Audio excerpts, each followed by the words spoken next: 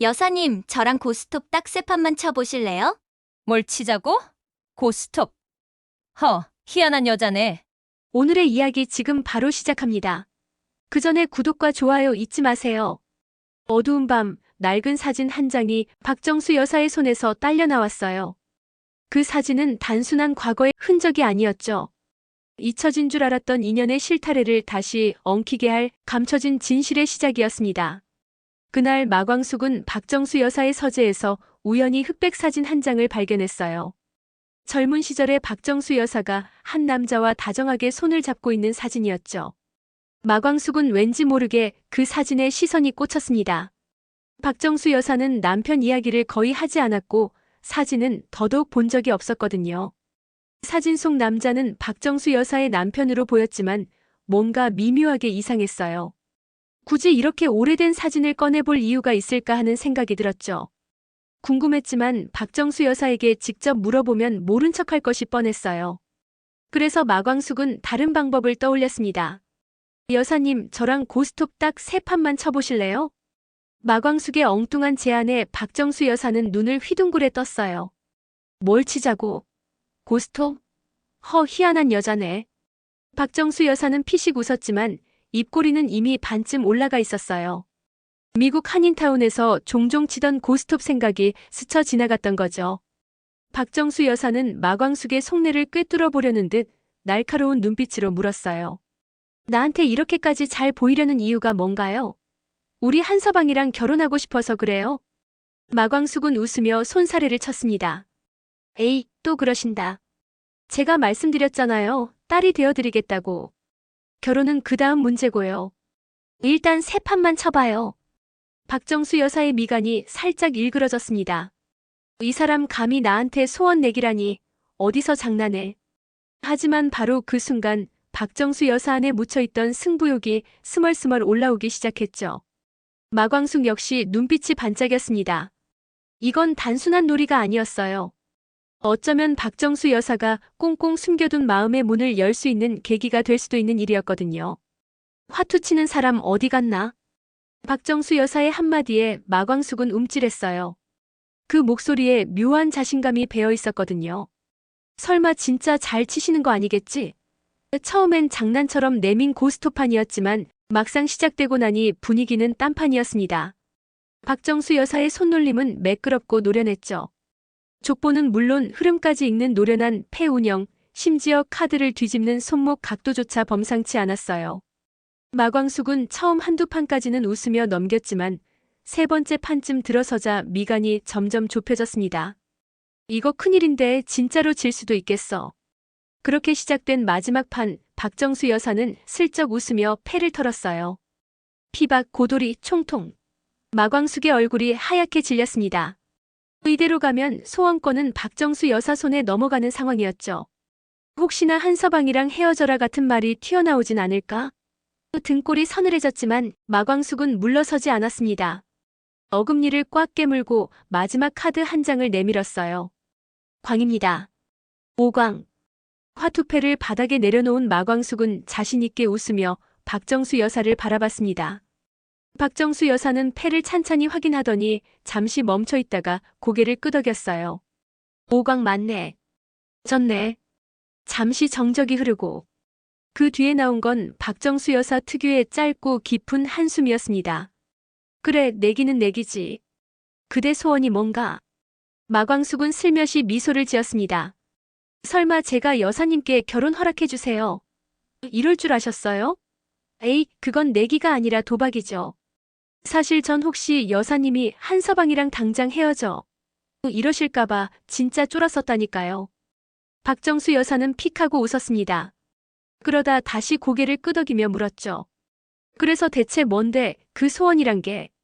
마광숙은 책상 위에 놓인 흑백 사진을 가리켰습니다. 여사님, 저 사진 속 남자분 혹시 첫사랑이세요?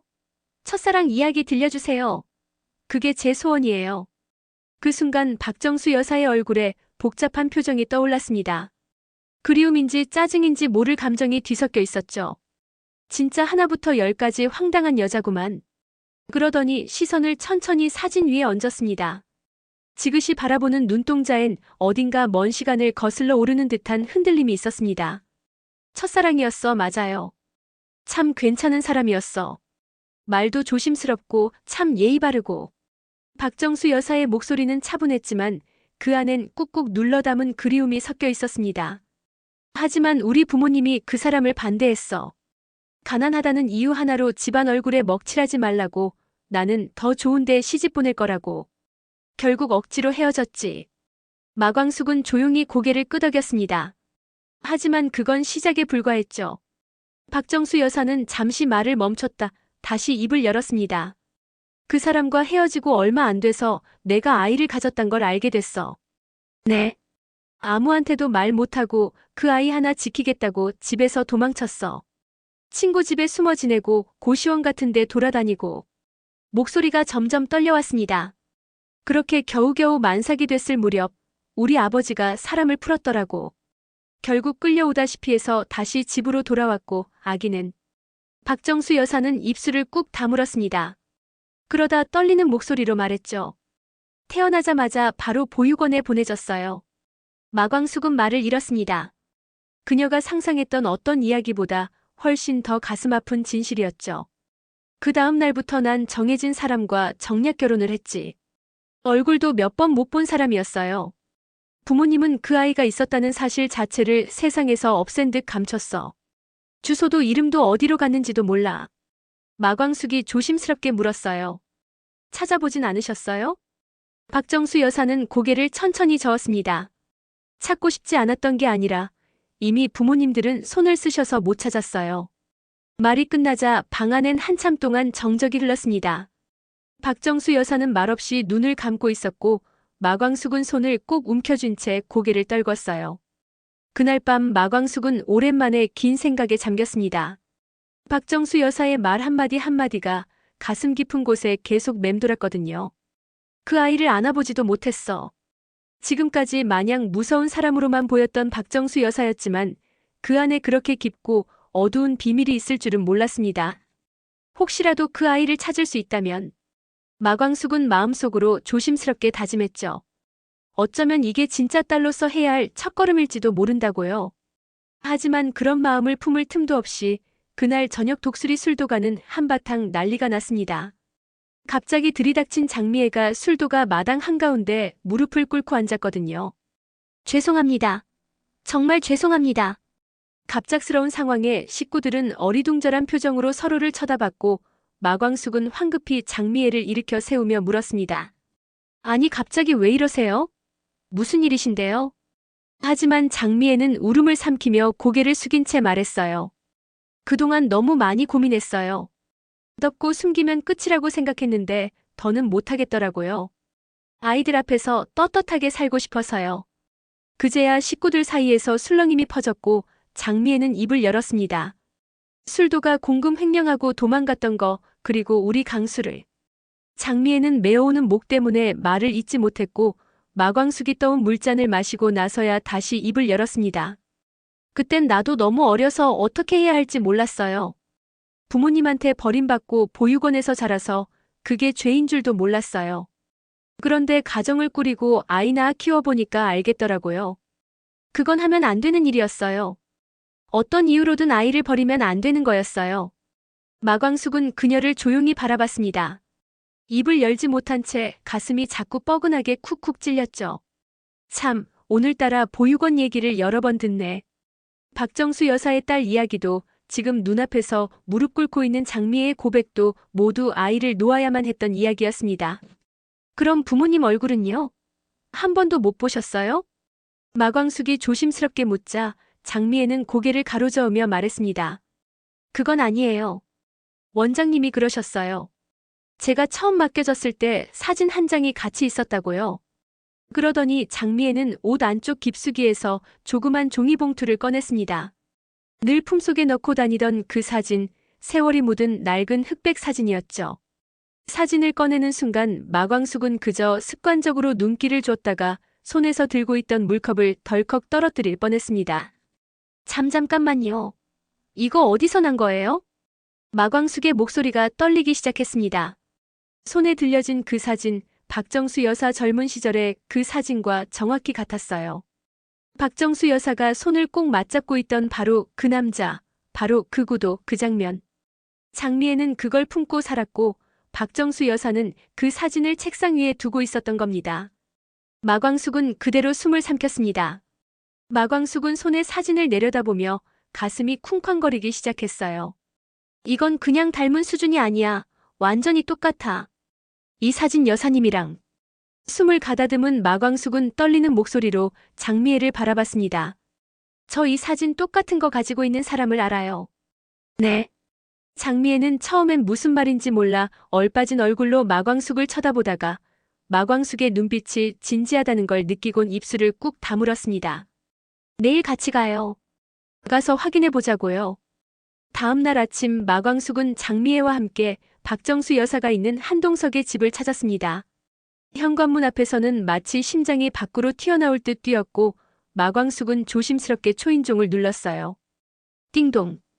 박정수 여사는 잠옷 차림으로 문을 열고 그 앞에 선 낯선 여자와 마광숙을 번갈아 보았습니다.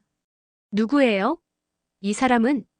그 말에 마광숙은 장미애의 손에 쥐어진 사진을 꺼내 박정수 여사 앞에 내밀었습니다. 이 사진 아시죠? 박정수 여사는 무심코 사진을 받아들었고 그 순간 그녀의 손이 딱 멈췄어요. 사진 위엔 젊은 시절의 박정수 여사가 남자와 손을 잡고 서 있었습니다. 그 익숙한 사진을 보고도 박정수 여사는 말이 없었습니다. 눈빛만이 천천히 흔들렸고 숨이 고르지 못하게 들렸죠. 이건 내 사진인데 왜 이걸? 이 사진 이분이 평생 간직하고 있던 거예요. 보육원에 맡겨질 때 같이 있었던 사진이라네요. 그 말에 박정수 여사는 손에 사진을 떨어뜨릴 뻔했습니다. 뭐라고? 그제야 장미애가 조심스럽게 입을 열었습니다. 혹시 제가... 박정수 여사는 그녀의 얼굴을 뚫어지게 쳐다봤습니다. 가만히 바라보다가 이마를 짚고는 천천히 몸을 부르르 떨었어요. 설마 너 아니겠지? 확인해 보셔야죠. 진짜로 확인해 보셔야 해요. 그 길로 세 사람은 병원으로 향했습니다. 마광숙이 앞장서서 유전자 검사 신청을 했고 검사는 빠르게 진행되었어요. 며칠 후 병원에서 전화가 걸려왔습니다. 네. 결과가 나왔습니다. 어머니와 따님 유전자 일치합니다. 100% 친자 관계입니다. 그 순간 박정수 여사는 수화기를 떨어뜨릴 뻔했습니다. 마광숙도 옆에서 입을 틀어막았고 장미애는 숨을 제대로 쉬지 못한 채 눈가가 벌써부터 붉게 물들어 있었습니다. 박정수 여사는 다리에 힘이 풀린 듯 의자에 털썩 주저앉았어요. 내 딸이었구나 정말. 정말 내 딸이었어. 장미애는 말없이 고개만 끄덕이다가 그대로 무릎을 꿇고 울음을 터뜨렸습니다. 미안하다 정말 미안하다 딸아. 박정수 여사는 엉거주춤 무릎을 꿇은 장미애를 와락 끌어안았습니다. 내가 널 안아보지도 못하고 얼굴도 못 보고 그게 내 평생 한이었어. 저도 왜 버려졌는지 몰라서 왜 이렇게 살아야 하는지 몰라서 늘 미웠어요. 세상도 부모도. 미안하다 너무 미안하다. 둘은 서로를 끌어안은 채 흘렀던 세월의 울음을 쏟아냈습니다. 긴 세월 동안 서로를 몰라보고 살아온 두 사람이 마침내 세상이 다시 연결해준 듯 모녀로 마주 앉아 서로의 인생을 깨어났습니다. 박정수 여사는 그날 밤 오랜만에 포근한 잠에 들었습니다. 긴 시간 꾹꾹 눌러 담아왔던 상처들, 그날만큼은 조금 내려놓을 수 있었거든요. 눈을 뜬 아침 식탁엔 따뜻한 미역국이 올라와 있었습니다. 장미애가 직접 끓인 미역국이었죠. 생일은 아니지만 오늘은 엄마를 처음 만난 날이니까요. 그 한마디에 박정수 여사는 또다시 젓가락을 들지 못한 채 눈시울부터 붉어졌습니다. 그렇게 모녀는 조용히 밥을 먹었고 식사를 마친 뒤엔 마광숙까지 합석한 오붓한 티타임이 이어졌습니다. 박정수 여사는 조용히 마광숙을 바라보더니 툭 한마디를 꺼냈습니다. 자네 아니었으면 난 평생 내 딸 얼굴도 못 보고 죽을 뻔했어. 정말 고마워요, 마광숙 씨. 그 말에 마광숙은 어찌할 바를 몰라 잔을 꼭 쥐고 고개만 푹 숙였습니다. 장미애도 마주 고개를 끄덕이며 말했죠. 저도요. 정말 고마워요. 하지만 장미애의 표정은 이내 진지해졌습니다. 그런데 지금부터 드릴 말씀은 조금 무거울 수도 있어요. 장미애는 조심스럽게 입을 열었습니다.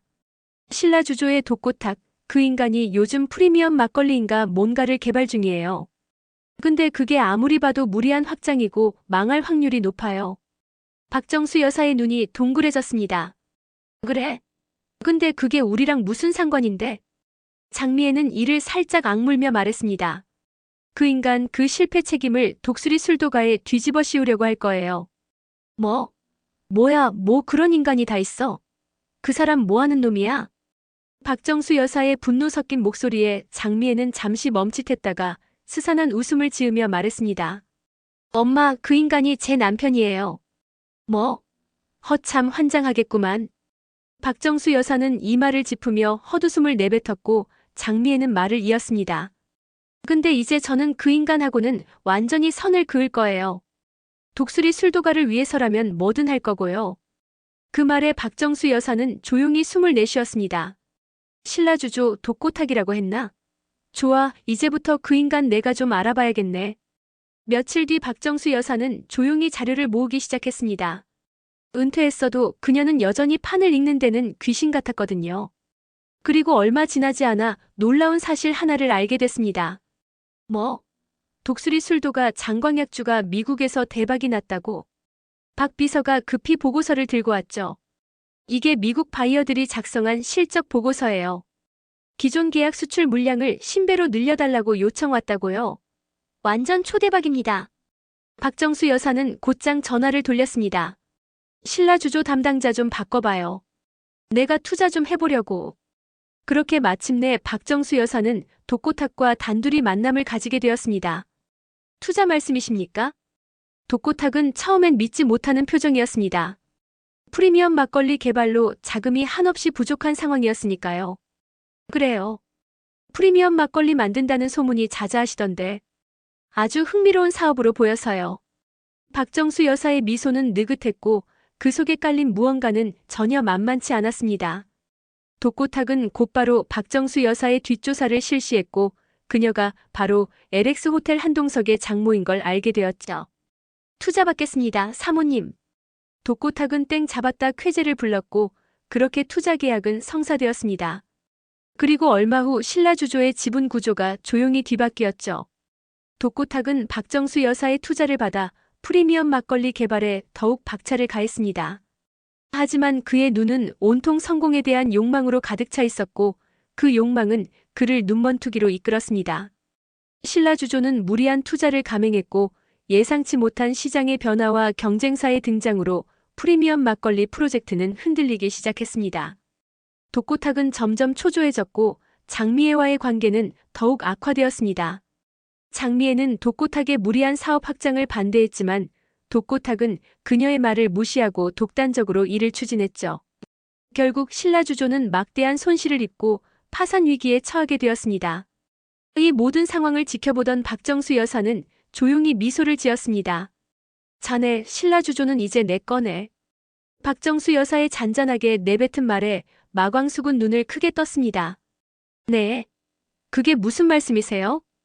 박정수 여사는 시익 웃으며 천천히 유자차를 한 모금 마셨습니다. 나는 막걸리를 별로 안 좋아해요. 술은 몸에 안 맞아서. 그러니까 이 회사, 독수리 술도가에서 운영하는 걸로 하죠. 그리고는 잠깐 창밖으로 고개를 돌리며 말했습니다. 늘어난 미국 수출 주문 감당하려면 지금 독수리 술도가 규모로는 택도 없어 보이던데. 제대로 키우려면 이게 맞는 것 같아서요. 그 말에 마광숙은 다시 한번 놀라며 속으로는 감탄을 금치 못했습니다. 아니 어떻게 저렇게 순식간에 정말 대단한 분이야. 그런데 그 감탄이 채 가시기도 전에 박정수 여사는 아주 단단한 어조로 말을 이었습니다. 이건 내 딸 찾아준 선물이에요. 여사님, 그래도 이건 너무 큰. 그래? 그러니까 안 받으면 난 끝까지 결혼 반대할 거예요. 각오하고 거절해요, 한번. 그날 이후 박정수 여사는 공식적으로 마광숙과 한동석의 결혼을 승낙했고 신라주조는 독수리 술도가 브랜드로 편입되며 글로벌 진출의 기틀을 다지게 되었습니다. 하지만 독고탁은 모든 것을 잃게 된 분노와 좌절감에 휩싸여 박정수 여사와 독수리 술도가 그리고 장미에게 복수를 다짐했습니다. 그는 자신이 무너진 이유가 박정수 여사의 계략 때문이라고 확신했고 그의 눈빛은 위험하게 번뜩였습니다. 한편 장미애는 독수리 술도가에 합류하여 새로운 삶을 시작했지만 독고탁과의 관계는 여전히 그녀를 괴롭혔습니다. 독고탁은 집요하게 장미애를 찾아와 독수리 술도가에 대한 정보를 빼내려 했고 장미애는 자신의 어머니인 박정수 여사와 새로운 가족을 지키기 위해 독고탁의 요구를 단호히 거절했습니다. 어느 날 독수리 술도가에 의문의 화재가 발생했습니다. 다행히 인명피해는 없었지만 일부 시설이 소실되어 큰 손실을 입었죠. 박정수 여사와 마광숙 그리고 장미애는 화재의 원인을 조사하기 시작했고 얼마 지나지 않아 방화의 흔적을 발견했습니다. 용의선상에 오른 사람은 다름 아닌 독고탁이었습니다. 장미애는 충격에 휩싸였지만 이내 냉정함을 되찾고 독고탁의 배신을 세상에 알리기로 결심했습니다. 그녀는 모든 증거를 모아 경찰에 제출했고 독고탁은 결국 체포되었습니다. 독고탁의 구속 소식에 박정수 여사는 복잡한 감정에 휩싸였습니다. 자신의 딸이 사랑했던 남자 그리고 그로 인해 고통받았던 딸의 삶이 주마등처럼 스쳐 지나갔죠. 박정수 여사는 장미애에게 진심으로 사과했습니다. 내 아빠를 선택했던 것도 너를 보육원에 보낼 수밖에 없었던 것도 모두 내 잘못이다. 너에게 평생 씻을 수 없는 상처를 줬어. 미안하다. 장미애는 눈물을 흘리며 박정수 여사의 손을 잡았습니다. 아니에요, 엄마. 이제 다 괜찮아요. 이제라도 엄마를 만났으니까요. 그렇게 두 모녀는 서로의 상처를 치유하며 새로운 시작을 다짐했습니다. 하지만 독고탁은 가만히 있지 않는 성격이죠. 그의 그림자는 여전히 그들을 따라다녔습니다. 교도소에 수감된 독고탁은 자신의 죄를 뉘우치기는커녕 끊임없이 박정수 여사와 독수리 술도가를 향한 복수의 칼날을 갈고 있었죠. 그는 교도소 안에서 은밀히 외부 세력과 접촉하며 또 다른 음모를 꾸미고 있었습니다. 어느 날 한동석은 박정수 여사에게 조심스럽게 이야기를 꺼냈습니다. 어머니, 사실 드릴 말씀이 있어요. 저장기 이식을 받아야 할 것 같아요. 박정수 여사는 충격에 휩싸였습니다. 한동석은 오랜 시간 앓아온 지병이 악화되어 신장 이식이 시급하다는 진단을 받았던 것이었죠. 가족들은 모두 슬픔에 잠겼고 마광숙은 자신의 신장을 기증하겠다고 나섰습니다. 하지만 한동석은 마광숙에게 부담을 주고 싶지 않았고 가족들은 어렵게 기증자를 찾기 시작했습니다. 그런데 얼마 지나지 않아 기적 같은 소식이 들려왔습니다. 한동석과 혈액형이 일치하는 기증자가 나타난 것이었죠. 하지만 그 기증자는 한 가지 조건을 내걸었습니다. 바로 자신의 신분을 철저히 비밀에 붙여달라는 것이었죠. 수술 당일 박정수 여사와 마광숙, 장미애는 긴장된 마음으로 수술실 앞을 지켰습니다. 수술은 성공적으로 끝났고 한동석은 건강을 되찾기 시작했습니다. 박정수 여사는 익명의 기증자에게 진심으로 감사하는 마음을 품었지만 한편으로는 궁금증을 떨칠 수 없었습니다. 과연 누가 한동석에게 생명을 선물해 준 것일까요? 그리고 그들은 왜 자신의 신분을 숨기려 했을까요? 박정수 여사는 왠지 모르게 불안한 예감에 휩싸였습니다. 이 모든 사건 뒤에 감춰진 또 다른 진실이 있을지도 모른다는 생각에 잠 못 이루는 밤을 보냈습니다. 그리고 그녀의 예감은 틀리지 않았습니다. 며칠 뒤 박정수 여사에게 의문의 편지가 도착했습니다. 편지에는 놀라운 내용이 담겨 있었고 그녀의 손은 파르르 떨렸습니다. 한동석에게 신장을 기증한 사람은 바로 당신의 첫사랑 아들이자 장미애의 오빠입니다. 오늘의 이야기 흥미로우셨나요? 구독과 좋아요를 눌러서 다음 이야기도 놓치지 마세요. 시청해주셔서 감사합니다.